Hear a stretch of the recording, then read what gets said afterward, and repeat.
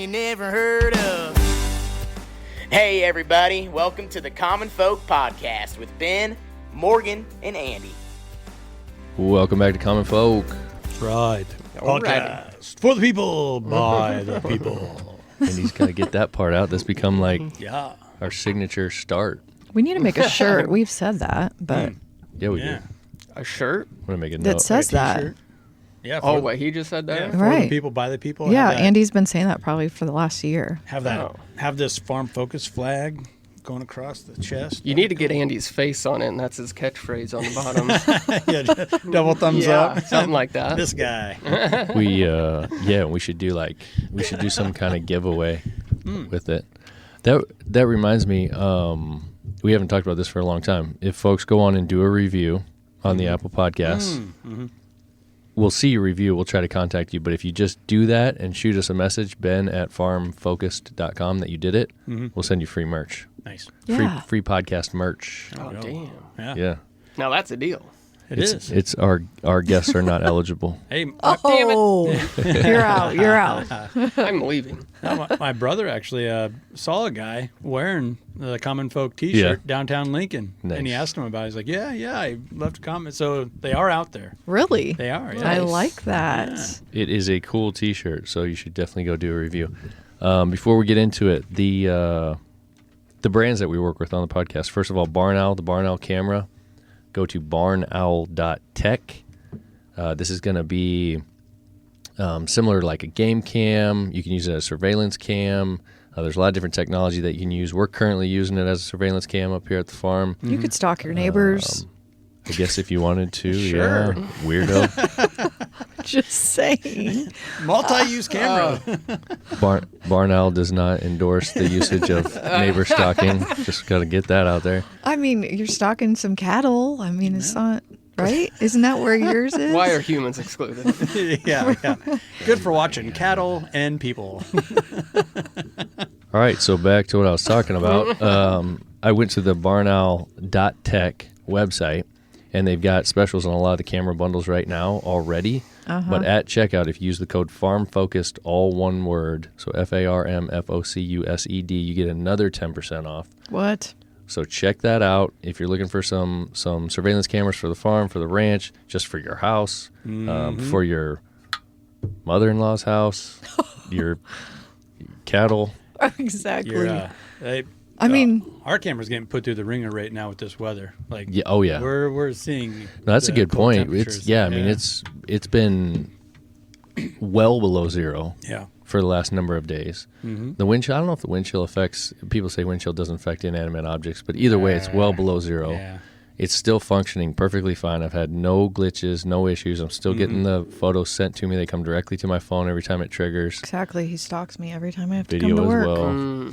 Yeah, like this morning, I'm like, you look like you're about 45 minutes late. You always shoot her that text. That's Yeah. nice. Yeah, but No, he doesn't. anyway, so check out Barn Owl. They're cool, man. We've been working with these folks. We're going to have the owner on the podcast before long. Oh, nice. They're out of Colorado Springs. Oh, is he going to come here? Or are we doing a Hopefully Zoom? he's going to come here. But it's not going to be Zoom. It'll be here or there. So we might have a Colorado trip coming up. Hell yeah. Well, mine's keeping an eye on the herd, but not a cattle herd, the deer herd. Yep. So ours is Yep. out in the middle of the sticks. So Looking forward to some of that imagery as well Yeah. and sharing that with folks. So check out Barn Owl. Back today, we've got Mr. Corey Jones with the Cake Video Company Yes, back for the third time, repeat offender. for the third time, man.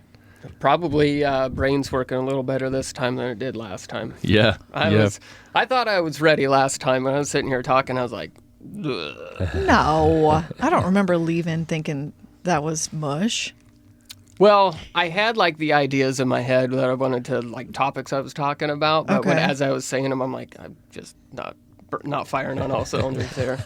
Well, So for folks who don't remember, Corey's been on the podcast a couple different times. We had him originally just speaking about small business and just common folk, Nebraska businesses, doing some videography type things.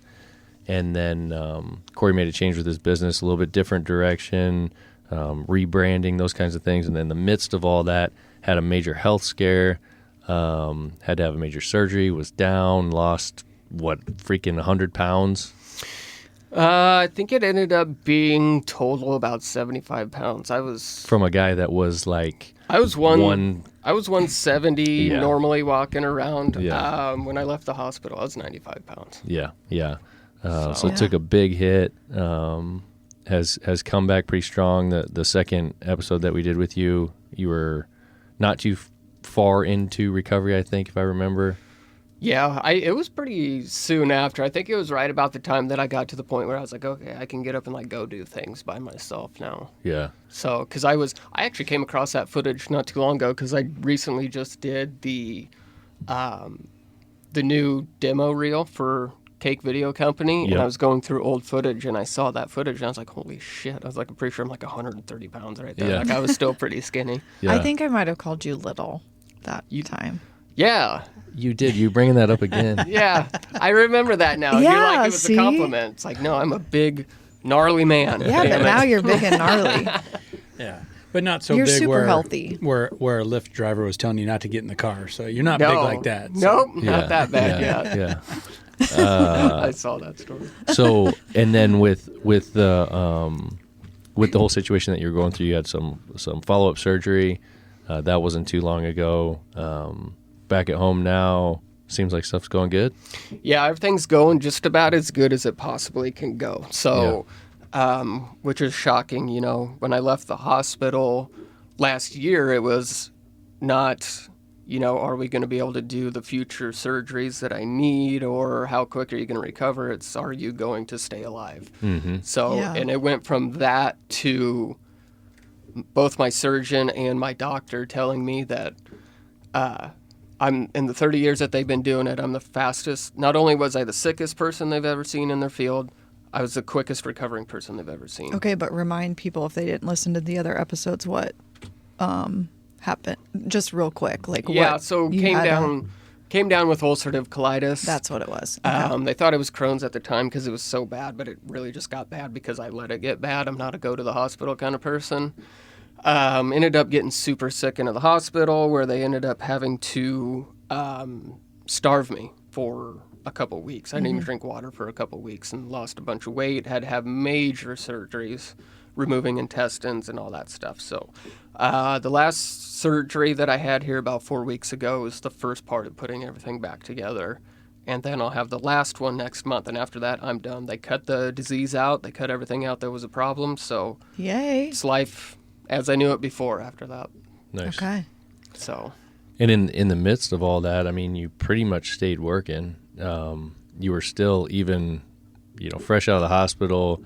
You're at the house. You're on the computer. You're doing things. You're sending emails. Like, I'm getting stuff from you, and I'm like, what is this dude doing? Like, he just went through surgery, almost freaking died. He's still wanting me to get him this, get him that, work on these things, whatever. But just keeping the business going, just keeping your nose to the grindstone, I guess. yeah, I mean, it just kind of, we talked about it, especially on the first episode that I was on, that, just going through some rough shit like that, you can either let it take you down or give you fuel, and that just gives me fuel. I mean, and I said it before, and I mean it, that like all this bad shit that happened within the last year, I'm kind of glad it happened because it's given me even that much more motivation to go live the life that I want to do and do what I want to do with my business and get on track. So, yeah. It's just amazing how tragedy gives you perspective, like nothing else can. Oh, yeah. Or just the experience. Yeah. And, we've talked about that before. Do you guys know who Greg Sharpe is? No. You've probably heard of the name. He's the voice of the Huskers. He's a radio announcer for football and baseball. And about a year ago, he came down with pancreatic cancer. And if you know it, that's a tough one. That's a really tough one. And he just passed away. And the university just came out with a video and outcuts of all his famous calls and him talking about his life. And he said something to that effect where it really helped him once he was diagnosed and he was going through it and doing chemo. It helped him to be able to wake up in the morning and think, I need to write a script. I got an interview to do. So, like, he was in a bad shape, bad way, and he just kept working up until the end, and kept that mindset like, no, I got a job to do. I want to be a broadcaster. Just because I'm sick or I'm going through something doesn't change anything. So it's a very inspiring story, and the University of Nebraska at Lincoln did a really nice job putting a tribute together. So if you are on YouTube or whatever, we'll have to check it out. It's a really good video. The I mean, I firmly believe like having that purpose just mentally is extremely beneficial for not only situations like that, but just as people get older. I feel like when I see people get older, when they quit doing things, when they quit having that day-to-day purpose, you know, of like something that they're trying to accomplish, that's when they start withering away and eventually pass. I kind of, it's just a theory that I have, but, you know, I don't get too like woo-woo about stuff, but like you know, I was when I was in the hospital last year and I was so sick, I was still so goal-driven. And I'm like, I'm getting out of here soon, and I'm going to do this, this, and this. And it's like, I wonder how much of that is almost like a placebo effect that, like, helps you somehow. You know what I mean? That makes your body, because, you know, it could have very well been a situation when I was in the hospital if I was just all down on myself the whole time, like, oh, I'm going to die. I might have. You know, and so, you know, looking back on it, I think I was extremely delusional when I was in the hospital, because I kept being like, I'm going to be out of here next week. No big deal. Yeah. You know, is there something to that? I don't know. Did it help me? There is. Like, if you want to go down that placebo effect, that's fascinating stuff. And you're probably a psychopath a little bit, you know. I hope so. And some of the best athletes in sports, everything goes back to sports for me, you know. Yeah, we know. But like those guys are psychos, you know, and for someone to go to the plate in Major League Baseball and to try and hit a 105-mile-an-hour fastball that could hit you in the head, you know, or it could be to have the moxie or be a complete psychopath and think that you could actually hit that ball. Yeah, you kind of have to be. You have to be. Yeah. You know, otherwise no one would hit home runs if you didn't have these type of people. I've kind of wondered that about myself too, because it's like when I'm going after like these big projects and all this cool stuff that I want to do, there's like I've even noticed that there's like no can I make it work? It's just how am I going to make it work and just go do it? And I mean, that helps a lot. I don't sit there and like second guess myself if I can do it. I'm just like, yeah, why wouldn't I? Like, it's not even a question in my head half the time, but you know, that's kind of fuel to make it go the way you want it to, I guess. For sure.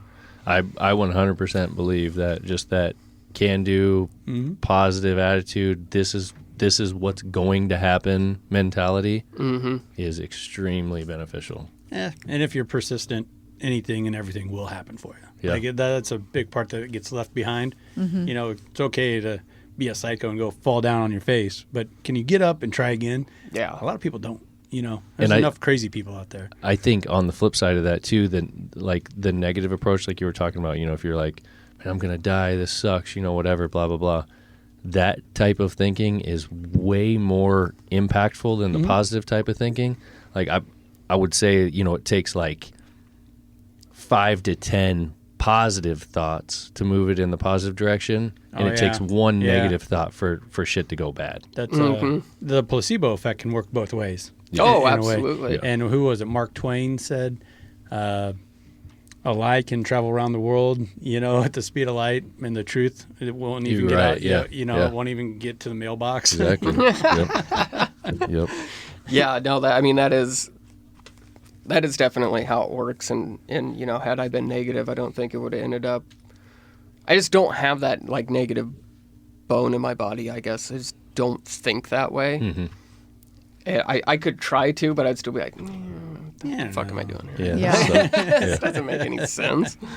With the cake video company, I know you've kind of taken this direction, and to see if I kind of get it right or add to it, but working with companies and groups and organizations of like creating videos to tell their stories, you know, these what'd you call it? Like it's cinematography, right? Yeah, more cinematography than videography. Yeah, so, got it. Yeah. You know, the difference is what I started out doing, which is 99% of people that do what I do, they start out in videography, which is like going to events or weddings or something. You're capturing the moment, whereas with cinematography, you're creating the moment. Got it. Right. So you're creating the lighting, you're doing the sound, you're doing, you know, you're writing a shot list and a storyboard, and you're making that happen. Okay. And that's what's a lot more it takes years to learn how to do that correctly, and I'm a student every single day of it. But that's what I've transitioned more into is doing that kind of stuff, and it's a lot more fun doing that. So I did the rebranding because I started out with videography, and that the name Corey Jones Productions kind of carries that concerts, live events, you know, just that kind of stuff that I don't want to do anymore. Yeah. So it was time to throw that away and go from a specific, like, Corey Jones Productions.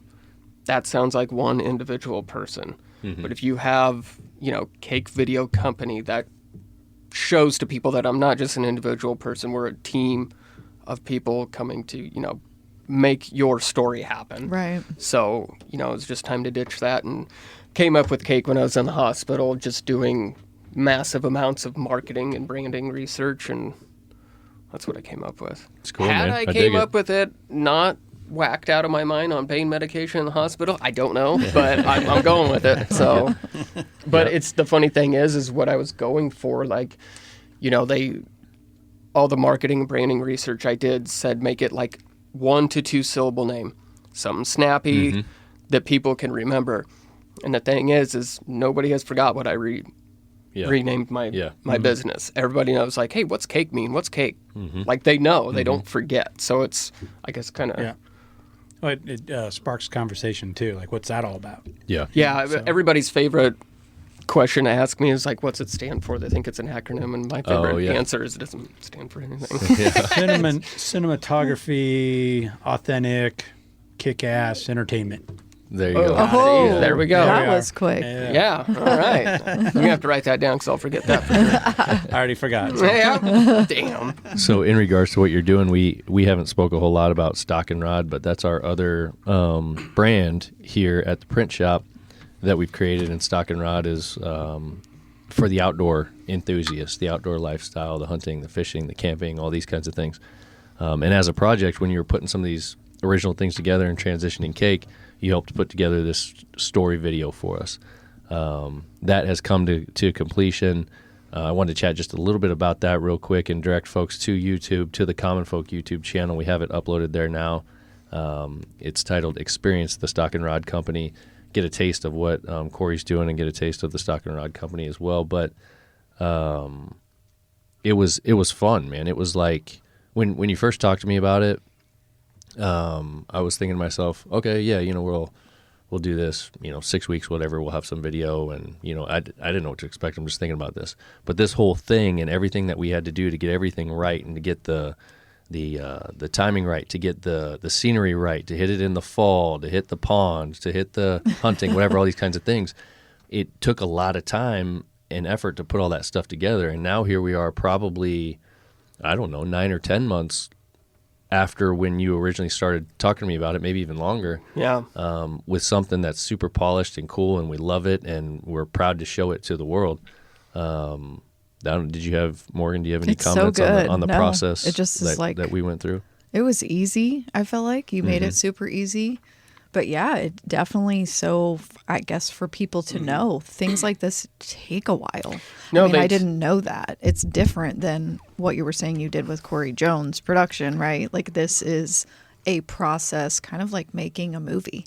Yeah. Can you say that? It definitely takes a lot of time because you want to set the scene, you want to get the tone right, you want to get the people in the video right, what we're talking about. But that's kind of, you know, for me, that's kind of the fun of it. It's like you're chasing the next part of it, and that's a lot of fun. Like, okay, we got to get to the pond and get those shots done, and Yeah. you know, we want to do this. We want to do the hunting part of it, or whatever. When the leaves are colorful, usually that's pretty hard to do. We got really lucky on this one. Yeah, we did. Just had the timing just perfect Yeah. for it. Yeah. So, but yeah, it's just a lot of fun to put a story together. You know, that's the kind of stuff that I really like to watch. So that's the kind of stuff that I like to make. I think you're really good at it. I mean, honestly. Well, thank you. And just, there's like Yeah. so many feel goods. Like, you watch it, the music with it is Yeah. like, ugh, you just feel you're right there. Well, that's where his we progression- were, but yeah. That's where his progression's taken it to, where he's making you feel it. He's taking you to a place, to an experience. And, someone that's kind of been in it, but not as deep as you or as talented as you, I could tell everything was very drawn out. Like, there was a purpose behind every single shot. Calculated. Whether it was a 2-second clip or not. And I really appreciated and enjoyed, you mentioned at the pond. Mm-hmm. Because I could tell you waited until twilight to get some of those striking silhouettes that you could work with, where you had the dark black shadow of the people, you and your son, fishing, and then you had the sun set behind. Like, I could tell that's what you did. And it looked good. It looked great. That's kind of the fun thing. Being a creative person is, to me, it's like the best thing ever. I love doing it. So, creating every step along the way, making it calculated, that's the really fun part. And when you have it down on paper and then you start making it happen, it's just very rewarding, because like getting the shot, like one of my favorite shots from that is the shot of Joel casting. And it's like just right at twilight, lit behind him, but he's like totally like black. Mm-hmm. Yeah. So that was so like, good. I had that in mind, hoping that I could do it. Capture it. And when I got it, like as I was getting the shot, I was like, yeah. Isn't that the best feeling? Like, and because I've been behind the camera too, and it's like, oh, that's going to be good. That's going to be really good, Yeah. Yeah, it's, and even down to the interview, we looked around that morning for like the right spot to do it. And I really like where we ended up doing it. I think it's a really cool shot. So, Absolutely. with your guys' story, it helps that you guys are so comfortable talking on camera. Well, him better than me, Yeah, but it for sure. You did good. it helps. But I mean, and you're always going to have, I don't get too pissed off about it anymore, but you're always going to have like unforeseen issues that come along, like Morgan's microphone Oh, sure. did not work. The whole time of that recording, when we did the interview, it was just the whole time. Luckily, Ben's microphone picked up enough of it to where I could turn it up, clean it up, and I mean, it sounds a little bit different, but I don't think it's anything that's going to blow you away. It's I not mean, noticeable. I think you're forgetting something else. You broke a camera lens. Well, that was when Oh, we did yeah, I forgot about that. when we did the conversation afterwards. Yeah, when we did our little like video podcast about Yeah. it, yeah, Yeah. that sucked. Yeah. So that was unforeseen, right? Yeah, that was You know. definitely unforeseen. But it that's- happens. Yeah, that stuff happens. Every shoot, you're going to have an issue like that. Okay. Especially one of this scale where we're doing this much over this amount of time. Yeah. Well, You're going to have problems unless it's like unless you like accidentally like wiped out all your files on your computer. Like it's nothing to get shoot. crazy Right. about. the problem's never the problem. It's how you react and how you're going to make it right. We've done plenty of broadcasts where we're in a new arena or new stadium, brand new fiber optics running, cords for us and everything. Doesn't matter. It doesn't matter. There's going to be a glitch. This hookup doesn't go with that one. I mean, it just doesn't matter. It never works like it's supposed to. And I feel like the newer and more technology we throw into this thing, it's just some more things that can go wrong. So I go to every single basketball, football game just with the mindset, nothing's going to work when we put our headsets on. And more times than not, that's what it is. So I was like, all right, well, let's figure this out. I mean, it happens all the time. That brand new $4,000 drone that I was using on your guys' shoot, I smoked a wall at a shoot like a month ago with it and broke the camera. And Oh boy. the real pain in the ass Yeah. with that is that typically when you do like the insurance through DJI, it goes over to China and then they send you a new one back. Well, America hasn't been letting DJI products back in the I country. was wondering I about heard that. Yeah. So I didn't send it off right away. And then I found out because my cousin works with the ag side of DJI drones, and he said, no, he's like, it goes to like Texas or something like that. And I was like, whew. Oh. But I sent it off. I still haven't got it back. We'll see. Yeah. Oh, jeez. Well, it's good that they came up with a solution for that. Yeah. Does DJI, because we use DJI too, DJI. Isn't it? DJI, yeah, and it feels like there's a magnet that pulls them into trees. Is there? Dude, I have smoked trees, power lines, Backhoe, a wall. I've smoked all kinds of stuff. Listen, with they it, want but your yeah. business, of course. Yeah. Yeah, that's They're going to smash your drone so they can fix it. You've gotten that thing close to me a couple of times, and I was just like, oh, yeah, he knows what he's doing. But now when I hear all this, I'm not so sure I'm going to get that close to that thing anymore. Don't just assume that. I just, it's not always that I know what I'm doing. I just have the confidence to go for it. Sometimes it just doesn't work out. Yeah. Yeah, no, but it creates some great shots. And there's a lot of, not a lot, but mixed in drone footage in the stock and rod video. Lots of different cool angles that totally work. I guess quite a bit, actually, now that I think about it. I was great. That's like one of my favorite new things to do is just strap cameras in weird places, stuck it on a shovel. Yeah. That was my favorite one, just because I saw that in episode of Breaking Bad where they put it on the end of a shovel and he puts it over his shoulder. I was like, I'm doing that with Ben. Oh It my totally gosh, worked. that's funny. It worked. It looked great. Both Yeah. angles are cool, at the front of the shovel and then the one where you put it into the ground. Yeah. And it all looks cool. And it adds to, it makes you feel it, because that's the angle the person pushing the shovel has. Sure, You yep, know? So yep. it actually puts you there. Yeah, if you can kind of break up, in the filming world, it's just 101. You get wide shots, you get mid shots, you get tight shots. Well, I like to go wide, mid, tight, weird. Just put it somewhere weird and just break it up to where you're like, oh. Nice. Yeah. Yeah. No, it worked out great. Came together well. It's great. Hopefully folks dig it. Go on there, check it out, comment, let us know what you think. There's links in the description on how to get a hold of Corey or ask any questions if you want to, so feel free to do that as well. So we were going to record today anyway, and it just so happened that Corey was going to come down to the shop and look at a couple merchandise options for cake. So I was like, hey man, while you're here, why don't you get on our recording? So that's where this kind of came from. But originally, I think it was Morgan's idea on what you wanted to talk about today. So what is that? Throwing it to me. No, I just always think it's so interesting when I see random videos that we talk about friendships or relationships or things like that and how they change through the years. And we saw one that was talking about, it was Mel Robbins had referenced something about normally you're friends with people that you're like in the vicinity close to. So, right, you're in college, you're probably going to be friends with the people that are on your dorm floor. Like you're probably not going to be like besties with the floor under you. It just, you make it work type of thing.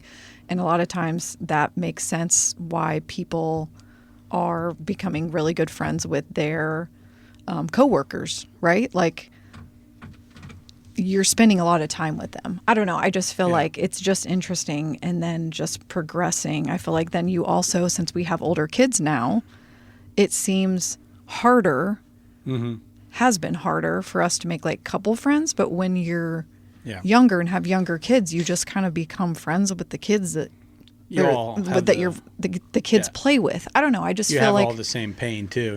You're all suffering through this Sunday godforsaken soccer tournament. Like you can all relate right. there. Like your kids do sports, you're friends with them or whatever. I mean, you might have I've always heard if you come out of high school and you have one or two good friends still, like you are lucky that you went to high school with. Yeah. Like if you actually think about it. Yeah. That you've continued a friendship with for 20 years after high school, 30, 40, 50 years. I mean, you're pretty damn lucky because more than likely you're not in the same season as them. And I think about that with one of my best friends from high school. Her kids are younger than mine. We literally have to make a lunch date or drink date once a month to see each other. And we live 20 minutes apart.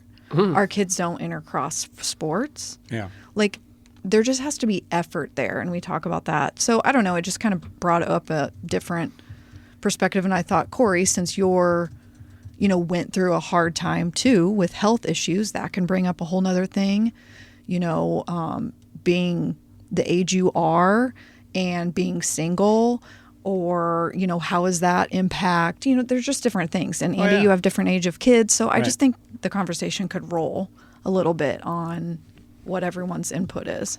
Well, yeah, because Corey, you've been a lot to deal with lately, so you probably have a pretty good feel for who's still around, who's still calling you, and is it more than just people that want video made? You know what I mean? Yeah. Yeah, no, it's definitely, when you're going through something rough, it's definitely, you find out who, your really good friends are. And I'm not necessarily going to say like who did or didn't come visit me in the hospital, because Right. I told most people that like, don't come up here. You don't want to see me like this. Like there's not a single person that's come up here and looked at me and left and have been like, that dude's fucking dying. You know what I mean? So, but I mean, even like you guys, like bringing me dinner and stuff like that, when I was like a week out of the hospital, I was like, oh shit. It was really, really cool. And, the amount of people that care to actually take the time to reach out to you and like be like, dude, how are you doing? Like for real. Yeah. It was awesome to see, and you do kind of learn. And not saying that like friends that I have that didn't reach out that like they're shitty friends or anything like that, but you know what I mean. Like I guess with all that being said, what I'm thinking about as you guys are talking is like, how would you define it? Like, what is even friendship? I mean, and any of you can answer that, I guess, if you want to. But I think Gosh. that's where it starts. I think that's where there's different levels of friendship, Sure. right? Like you have your acquaintances. acquaintances, really good friends. I mean, there's just different. Yeah. Well, and you were talking about the vicinity thing, people close to you are on your dorm floor. I think that's also a reason why we don't have real deep relationships anymore either. Or like, Ben, you hate money. Well, everyone's dictated by their job and where they got to move to. Oh, there's an opening in Arlington, so I got to move to Arlington now. And so I don't know, you're not awarded that opportunity to just make it an easy fix, an easy friendship. So like what you have with your one friend, you actually have to work, put time in it, and set it aside. It means something to you. These work relationships can grow into something, but they're always just going to be that surface level. Yeah. So that's why you don't really have you might have a lot of acquaintances, plenty of buddies to go to the bar with, plenty of people will take you up on a free ticket to a Husker game, Yeah. But man, I don't know. I think there's different levels of the friendship, and that's fine. I think there was a line in a song. It said, God dang it. It was talking about how those were the best days of my life, and I can't even name all those dudes, but I wouldn't change it, and I love them all. And Okay. to me, that's college. Right. And it was a blast. It was a Yeah. lot of fun. And I don't keep up with those guys, and I don't think I'd want to. But so that I don't know. I don't want to feel bad. No, about, and I don't think it should be No. feeling bad. And I mean, I it's don't like I think a good way to gauge it is like if you think about like friends that you see and hang out with and stuff. Like if you went to lunch with them one-on-one, would it be super comfortable or would it be slightly awkward? yeah, Like you can kind of gauge off of that. Like if you're sitting there and then you're just like talking a million miles an hour, the both of you, whatever, or if you're fucking sitting there and you're like, You don't man, know I what haven't to made say." conversation with this dude like this before. This is brutal. Right. He's probably not one of your better friends. well, You know you've what I heard, mean? Yeah, and you've heard those like this analogy of like roots, limbs, like of a tree. Like you got the roots of the people that are like really solid, and then you have they're a little Yeah. shaky. Your friend, I don't know. There's so many different analogies, but I do Yeah. think it's good to have people in different categories, if that makes sense. But Yeah, I sure. do think as you Well- as you get older and your life changes, some people are going to come in and some people are going to go out, and I don't think that's always a bad thing. No, it's not a bad thing. And when you change something in your life, like what I did, like when I quit drinking or just, I mean, I was still drinking every now and then, like having a drink, but not like partying and stuff. Like you realize like, oh, that dude or that chick wasn't necessarily one of my good friends. They were just somebody that I drank with and partied and whatever. And that's not necessarily a bad thing. I mean, you have different friends for different reasons. I don't think just recognizing that somebody that you've been friends with for years is just like, oh, that's actually just like a drinking buddy. I don't think that's a bad thing. It doesn't make you like a shitty person saying like, oh, I just kind of actually, Yeah. I don't actually want to hang out with that person one-on-one. I just like hanging out with them when we're having drinks at the bar or whatever. Yeah. Yeah, or- So, Our deer camp, that's a certain group of guys, Mm-hmm. Take a week off of work, load up with Bush Light, not while you're hunting, afterwards. Right. sure, Right. sure, So- right, safety first. I think we get kind of almost set up for failure in the friendship category when we're younger because it's so easy. You know, you're in situations where you're around a lot of the same people all the time.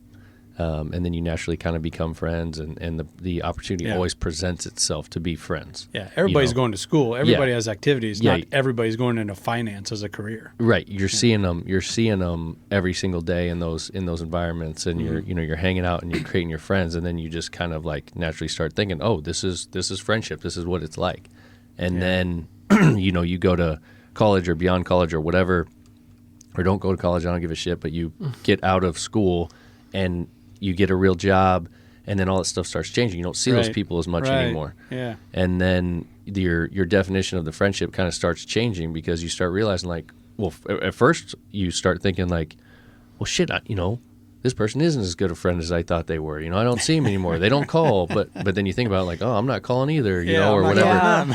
But really it was that, you're just not having those opportunities to see each other as much. So you start realizing like, okay, there's actually a different definition of friendship, like at those different stages in life. So I think that's something that a lot of people have to think about. And then as you become, an adult and you become a parent and all that, obviously your time gets even more limited. Sure.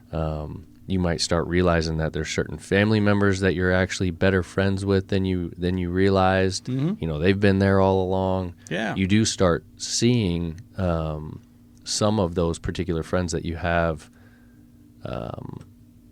continuing to show up, continuing to be there, when you need them most, and even when you don't need them, and a lot of other stuff kind of starts fading. And I think you start realizing, like, you went from 100 friends to 5, or whatever it is. Yeah.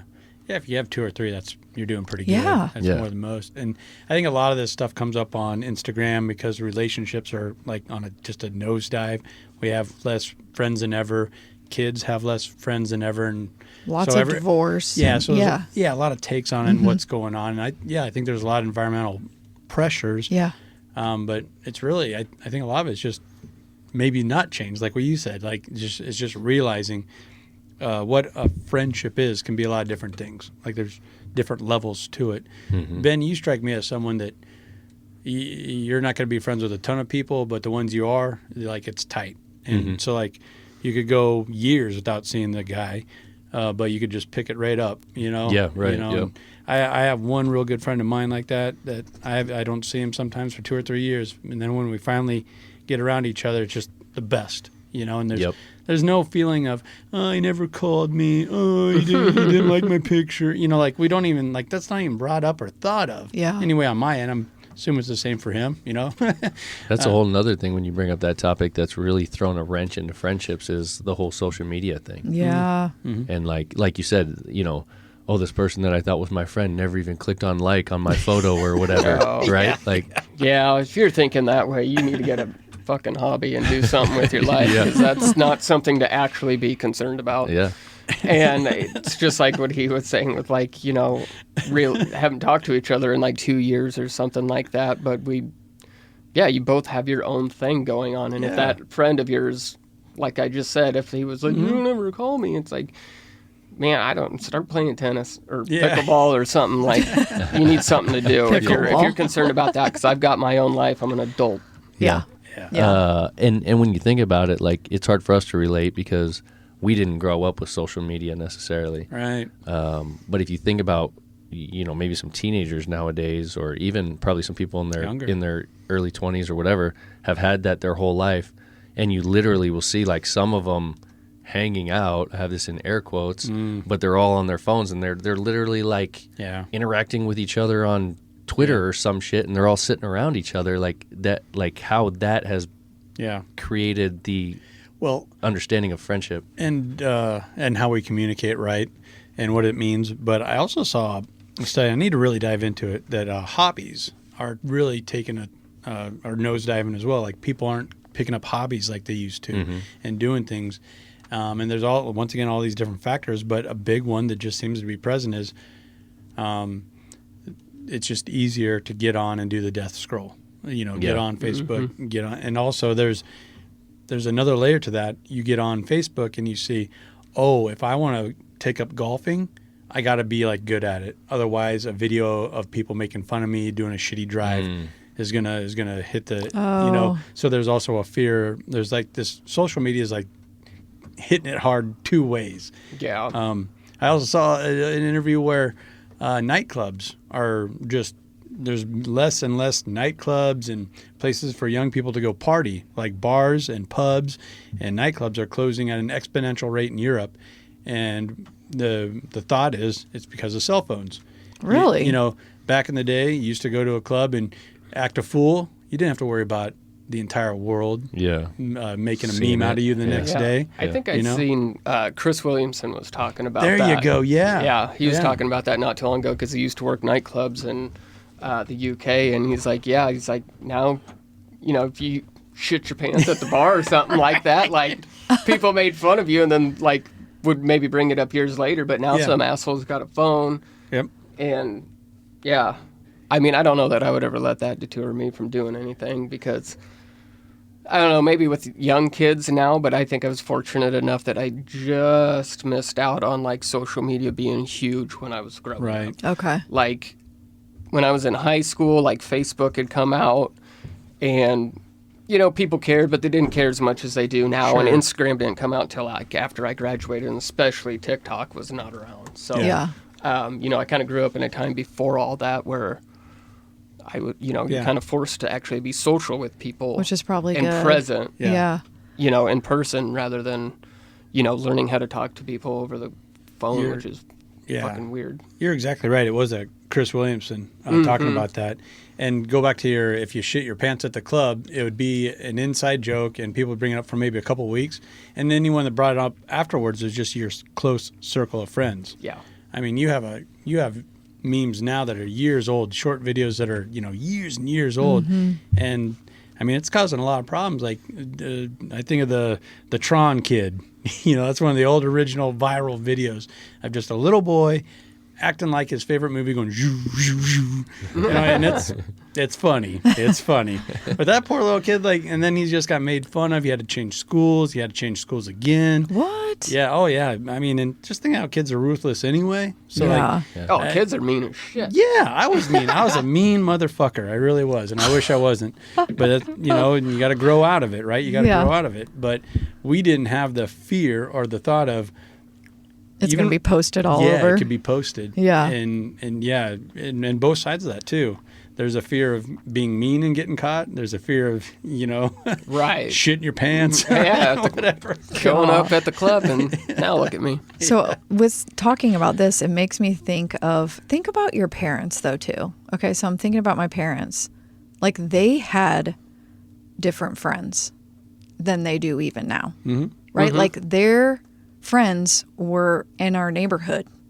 Like I remember growing up, it was the neighbors, we would get together as a block party. They're not still talking to those people. They don't live there anymore. So like to your point, it's probably always been there. Yeah. We just haven't gone through it yet with the evolution of friends and being friends and getting older and your kids getting older. It's just very interesting to me if you think about it. Yeah, I've always been interested by, you know, kind of what we were talking about a little bit ago, how you look back and you're like, that person that I hung out with all the time in high school, I haven't talked to in like 10 years. Yeah. Like, it's just weird how they just fade away. You don't even hardly notice it. Those friendships just like fade away and new ones come in, and it's just weird. Yeah. That was the end of Stand By Me. You know that movie? God, that's so old. I haven't watched that in forever. But it was a good one, and it was Rob Reiner, I think, kind of back when he was really getting after it. And he had a line in there where he was narrating. He said, people come in and out of your life like an escalator door at the front of a bank, like just in and out, in and out. You know, and some matter, some don't.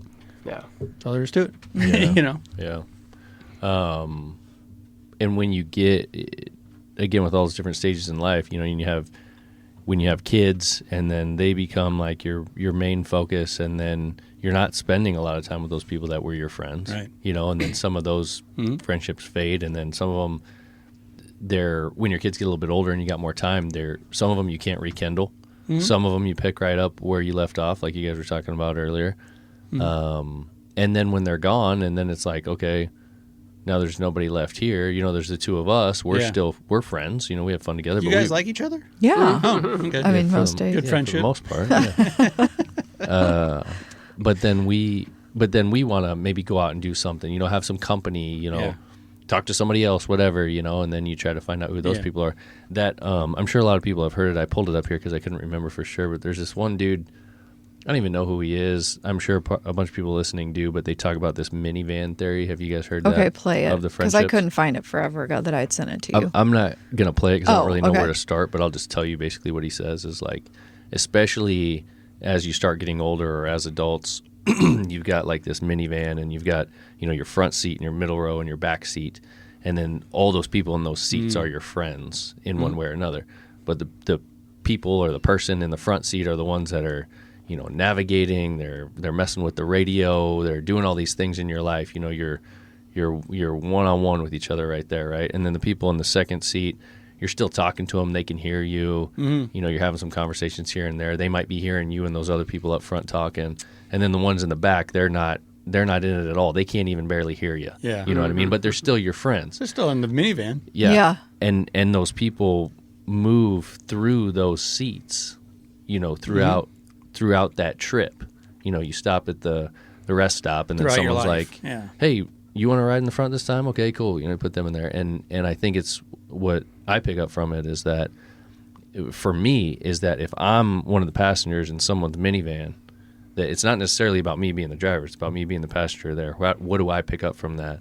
Is that I need to realize just because I'm in the back seat doesn't mean I'm any Less lesser valuable? of a friend. Okay. Yeah. It's just that this is what this person needs from me right now, or they need something else from somebody else at that point right now. It doesn't mean they don't like me any less or any more. Right. And when I'm in the front seat, that also doesn't mean that I'm way cooler than all the rest of the people in this back seat. Like, oh, look, I'm the coolest friend, Yeah. like that kind of thing. That's where I pick up from it. But So, okay. Yeah. I took that in a funny. My mind went off in a weird direction. Oh, no. No, I don't think it's that weird. But you're talking about messing with the radio and the air conditioner, and it's like the closer you become with somebody, the more they get to annoy you or get under your skin. So here he is messing with your radio, and you had it on the fucking station you wanted. Yeah. But these guys in the back row, they're not messing with you. They're not annoying you. But they don't have the access. They're not as close to you. So Yes. it made me think of a few years ago where we got this new guy at work, and boy, he was flamboyant. He wanted to do this, he wanted to do that. He was loud, and I'm like, this fucking guy, And one of our other coworkers like, I like him. He's offbeat. He's trying new things. He's doing this. He's doing that, and it made me think like, no, I'm right. The guy's an asshole, right? He's like, no, he's just different. I'm like, oh shit, I'm the asshole. Damn it. It was me the whole time. Yeah. So now I really appreciate working with this guy, and he's different, and he's always going to have I never know what he's going to say, or what he's going to come, how he's going to break down a play or whatever, or give me to work with. But I just really appreciate that he's different, and I let him play with the radio, let him mess with the dial. It's I got it where I want it, but that's fine, because if I don't know. You got to appreciate these different people. Otherwise, it'd all be the same, right? Totally, yeah.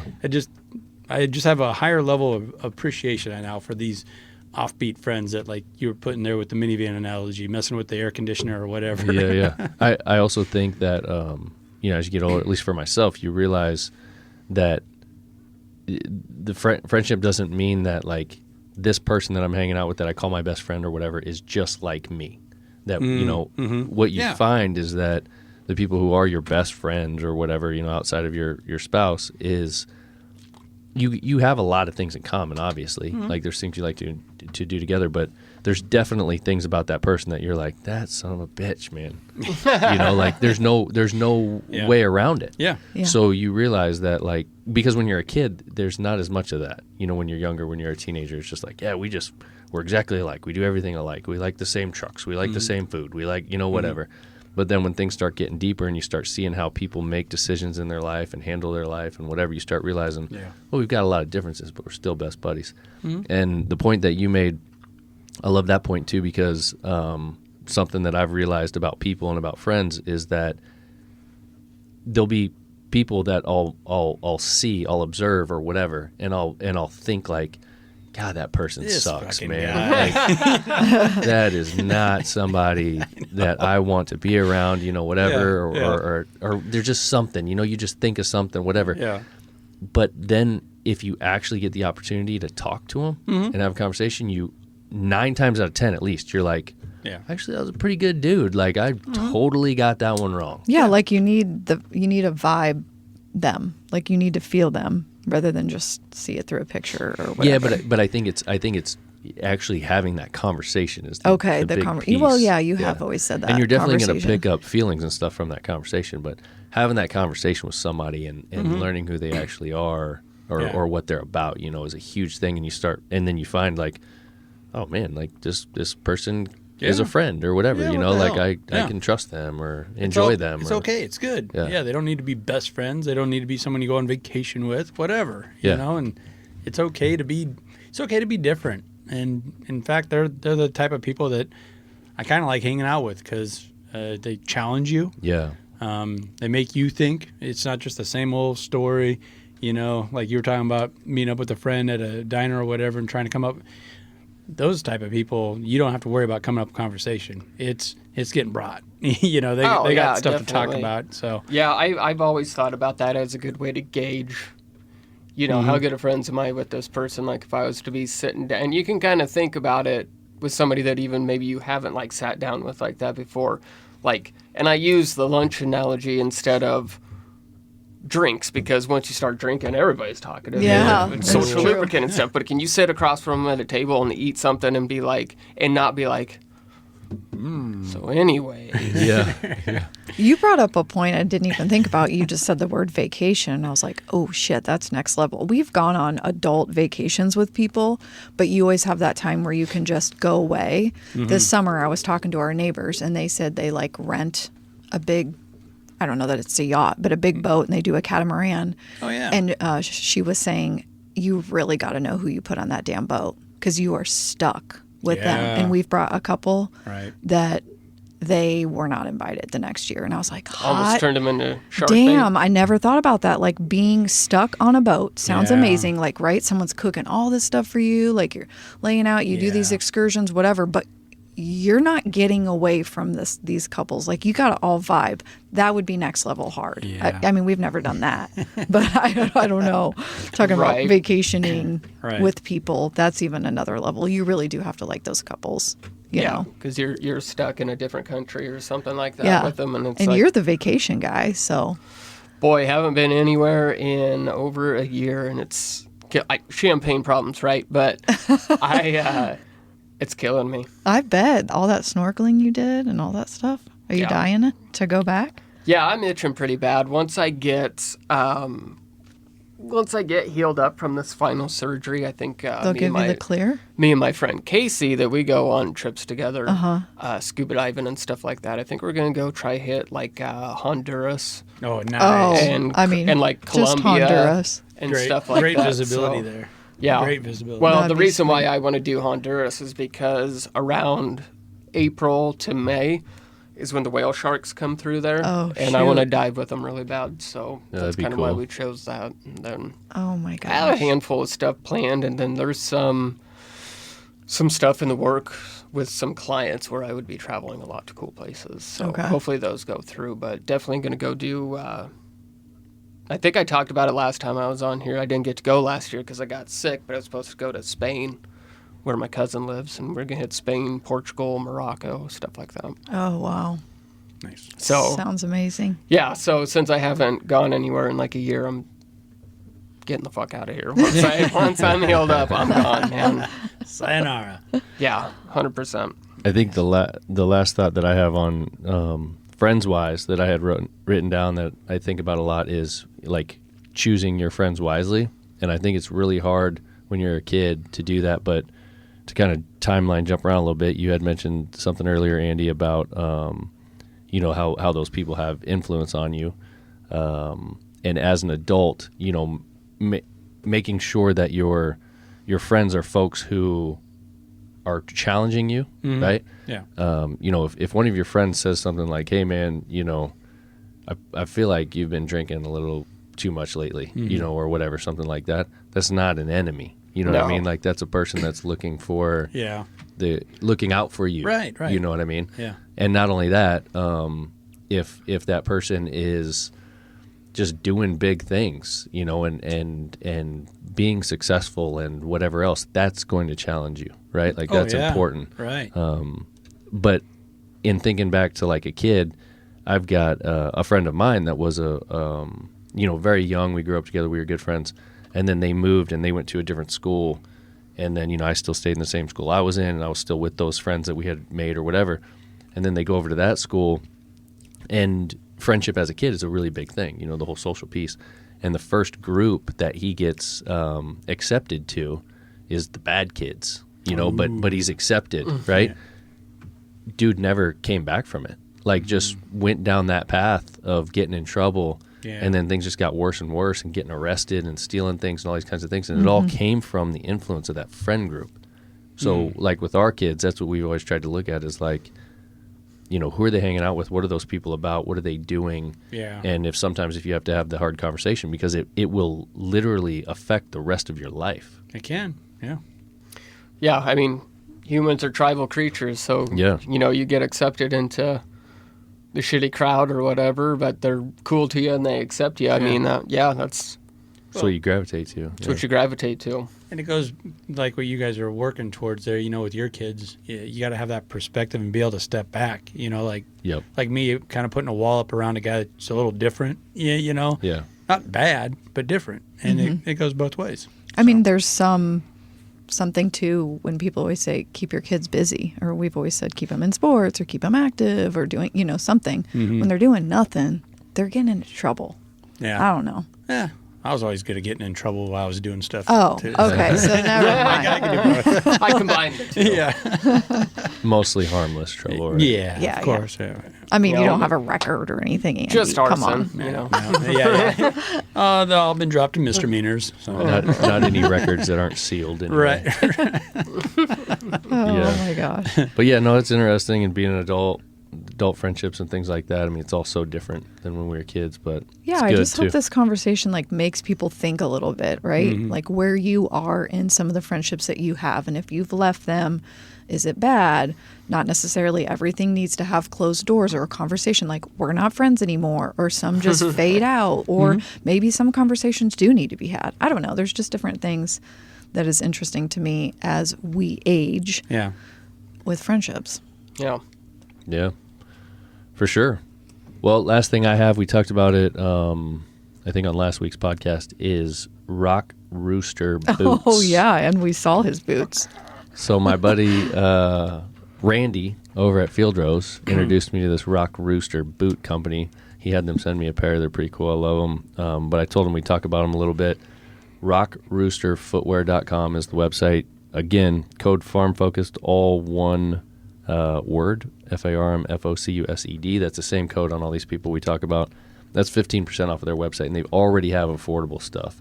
So you're looking at a little over $100 for a pair of boots and 15% off of that, and they're nice. So far, so good. So if you're looking for something, some kind of work boot, some kind of go out boot, some kind of whatever, you want to do some new boot goofing, check them out, man. New boot goofing. When's Mother's Day? I mean, are you gonna? I think it's May. You wanting some? I don't know. We I need to can look at some. We're dropping hints some hints. that aren't so inconspicuous. All right. We're allowed to I do use like your boots. our own code. Friendly hints. Yep. Just saying. Yep. Nice. So check him out and check out Randy on Field Roast. He's got some advertisements with him too. It's cool. Oh my stuff. gosh, that Very guy good. cracks me up. Yep. Anything else, guys? No. No? Well, thanks Thanks for for coming, coming, Corey. Good to see you, Corey. man. Thanks for having me for a third time. I'm glad you're numero doing so 3. much better. I mean, and then when we have you on the fourth time, Yeah, you're going to be hopefully- freaking. Hopefully, I'm trying to, again, like we talked about earlier, just getting that much more motivation to do bigger things that I want to do. It's all stuff that I'm going to try having in the works here with this spring and summer. So got some big ideas going. So hopefully next time I come back, we got a lot more to talk about. Yeah, well, I'm sure we will. And folks, my stay gosh. tuned. And like I said, go to YouTube, the Common Folk YouTube page. Check out the video for Stock and Rod. Subscribe, give us reviews, whatever. We need it. Anything else? That's it. All right. Appreciate you good. guys. We'll see you. Later. Peace. Thanks.